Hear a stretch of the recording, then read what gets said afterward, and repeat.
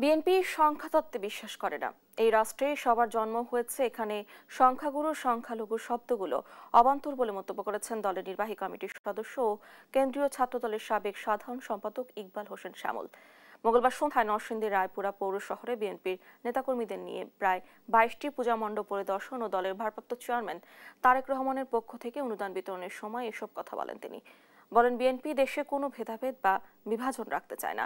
এ সময় তিনি মণ্ডপগুলোতে গিয়ে সনাতন ধর্মাবলম্বী ভক্তদের সঙ্গে শুভেচ্ছা বিনিময় করেন।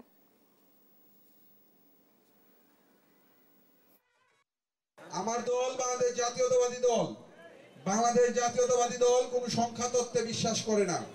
এ রাষ্ট্রে আমার জন্ম হয়েছে, আপনারও জন্ম হয়েছে। অতএব এখানে সংখ্যাগুরু সংখ্যালঘু এই শব্দগুলো অবান্তর। আমরা কোনো ভেদাভেদ রাখতে চাই না, আমরা কোনো বিভাজন রাখতে চাই না। মহান নেতা জননেতা জনাব তারেক রহমান বলেছেন, উৎসব যার যার, নিরাপত্তা পাবার অধিকার সবার। আমার নেতা দেশনায়ক জনাব তারেক রহমান বলেছেন, ভোট দিব ধানের শীষে, দেশ গর্ব মিলেমিশে।